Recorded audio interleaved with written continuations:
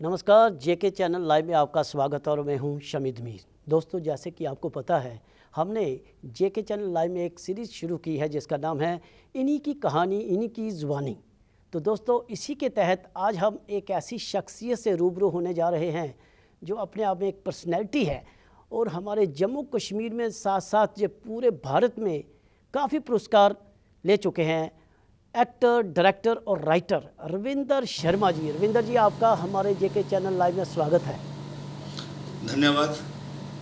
तो शुरुआत करते हैं। जैसे हालात हैं रविंदर जी, लॉकडाउन में कैसा चल रहा है? सर, लॉकडाउन में तो बस घर में ही हाउस रेस्ट होके बैठे हैं। वो तो हम समझते हैं कि एक कलाकार के लिए घर के अंदर रहना कितना मुश्किल होता है, क्योंकि कलाकार आज यहाँ कल वहाँ परसों वहाँ, फिर बस आज़ाद पक्षी की तरह उड़ता रहता है, तो उसे एक ही जगह पर रहना बहुत मुश्किल होता है। तो फिर ये अपने आप को एक्टिव रखने के लिए, चार्ज रखने के लिए कुछ तो एक्टिविटी चलती होगी आपकी? हाँ सर, एग्जैक्टली चलती है। जैसे आप जानते हैं, अभी छोटी गुड़िया ही है मेरे घर में। अच्छा। एक तो उसके साथ थोड़ा खेलने में वक्त निकल जाता है। क्या बात है, और उसके बाद जो अपने पेंडिंग काम पड़े थे, जैसे अब हम दिनचर्या हमारी बहुत व्यस्त रहती है, यहाँ भागो वहाँ भागो, उसमें काफ़ी काम छूट जाता है। उसे कंपाइल करने का टाइम मिला। कुछ नाटक पढ़े थे जिन्हें मैंने सिर्फ कागज़ों पर लिख के रखा था, उनको टाइप करने का मौका मिला।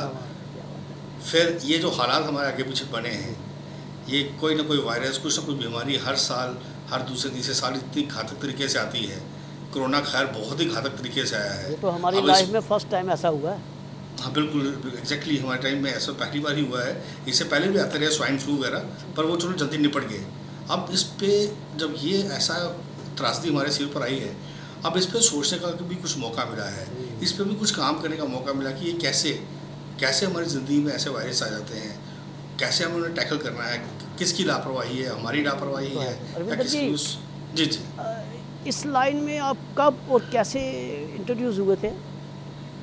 जी सर, समझाइए। इस लाइन में, जैसी कलाकारी की लाइन में आप कब और कैसे और किसके द्वारा इंट्रोड्यूस हुए थे? सर, मैं कहूँ तो 97 के दौरान रामलीला के थ्रू आया था। हमारे मोहल्ले में रामलीला होती थी, उसके थ्रू आया था।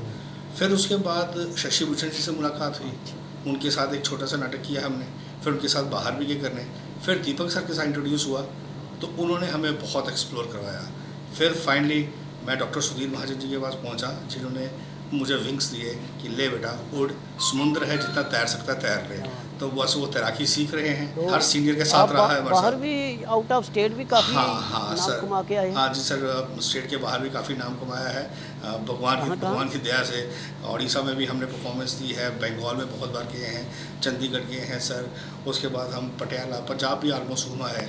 अब ऑलमोस्ट समझ लो पूरा इंडिया ही, पूना, मुंबई। आपकी, जहाँ तक मुझे पता है कि आपकी रोटी रोजी तो यही बस कलाकारी पर ही हाँ डिपेंड सर, है। सिर्फ इसी पे डिपेंड है। पहले मैं कॉलेज में पढ़ाया करता था, तो अब नहीं, अब मैं 100% जो है थिएटर को ही देता हूँ। अब उसके अलावा मेरे पास कोई काम नहीं है। मैं सलूट करता हूँ रविंदर जी आप जैसे कलाकारों को, क्योंकि कलाकारी ही एक ऐसी बिरादरी है जिसने सरकार की एड पर ही डिपेंड रहने के बावजूद कभी भी सरकार के खिलाफ नारेबाजी नहीं की, सरकार पर पत्थर नहीं चलाए, सरकार की संपत्ति को नष्ट नहीं किया। मैं सलूट करता हूँ कलाकारों को, क्योंकि सरकार की मैक्सिमम जो स्कीमें होती हैं उनको यानी कि धरती पर एक्चुअल में घर घर, शहर, बस्ती तक पहुंचाने में आप लोगों का बहुत बड़ा किरदार रहता है, जिसमें कि आप नौटंकी, ड्रामा, नुक्कड़ द्वारा लोगों को घर घर तक ये स्कीमें सरकार की पहुंचाते हैं। उसके बावजूद भी आप सरकार से खिलाफ नहीं चलते हैं। आपको तो मैं सलूट करता हूं। काश आप जैसी बिरादरी पूरे हिंदुस्तान में, पूरी दुनिया में हो, जो सरकार के खिलाफ, सरकार की संपत्ति को नुकसान ना पहुँचाए, सरकार पर पत्थरबाजी ना करे, तो क्या फिर हमारा देश तो राम राज्य हो ही जाएगा। हाँ सर, एग्जैक्टली हमने भी वहीं से सीखा है। हमारे संस्कारों में है, हमारे ग्रंथों में है कि जो हमारे भाग्य में लिखा है हमें वो मिलके रहेगा, उससे कम और ज़्यादा नहीं। तो हम क्यों ऐसा करें, जिसने हमें रोजी रोटी दी है हम उसके खिलाफ ही आवाज़ उठाएं। जो हमारा पेट भर रहा है हम उसके खिलाफ गाली निकालें। ये हमारे संस्कारों में नहीं है सर।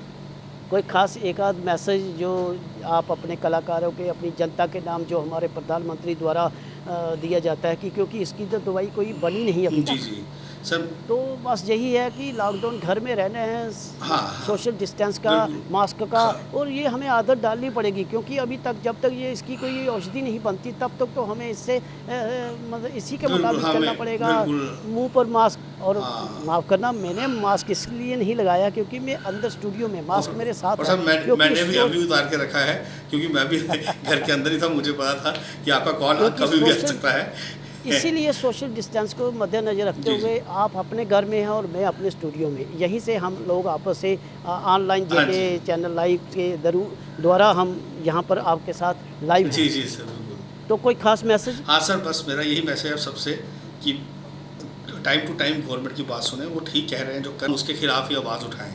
जो हमारा पेट भर रहा है हम उसके खिलाफ गाली निकालें, ये हमारे संस्कारों में नहीं है सर। आपकी ये आवाज़ सरकार तक पहुँचाई जाएगी।